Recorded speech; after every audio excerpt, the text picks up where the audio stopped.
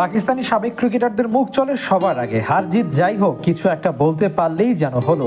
পিছিয়ে থাকলেন না সাবেক অলরাউন্ডার বাসিত আলী, টাইগারদের তুলনা করলেন সুপের সাথে।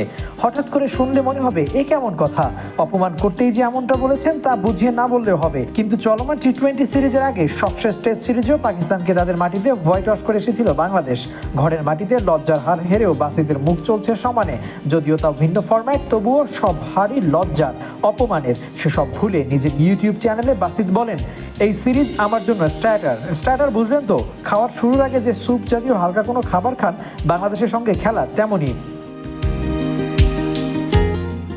বাংলাদেশ দলকে ছোট দল প্রমাণ করতেই বাসিত বলেছেন এমন কথা।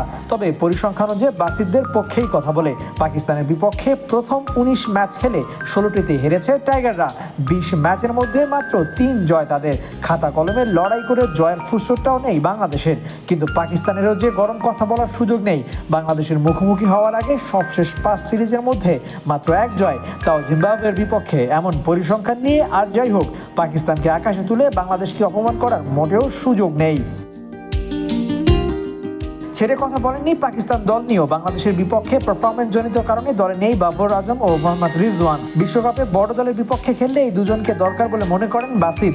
স্পষ্ট করে বলেছেন ওদের দম তথা সামর্থ্য নেই। সমালোচনায় পাকিস্তানের সাবেকদের মধ্যে বাসিত যে এক কাঠি সরেস তা বিভিন্ন সময় বুঝিয়েছেন, তাই তারই ধারাবাহিকতা রাখলেন আন্তর্জাতিক ক্রিকেটে 59 ম্যাচ খেলা এই অলরাউন্ডার। কারণ যাই হোক, এমন অপমানের বদলা তো নেওয়াই উচিত বাংলাদেশের। বিগ ইভেন্টে পাকিস্তানকে হারাতে পারলে এর মোক্ষম জবাব দেওয়া হবে। আপাতত সিরিজ হার ঠেকাতে হবে টাইগারদের। হাতে আছে 2 ম্যাচ, এখান থেকে সিরিজ বাঁচানো তো যাবেই, পাশাপাশি সিরিজ জেতাও যাবে। পারবে তো বাংলাদেশ। আবু নাইম, 71।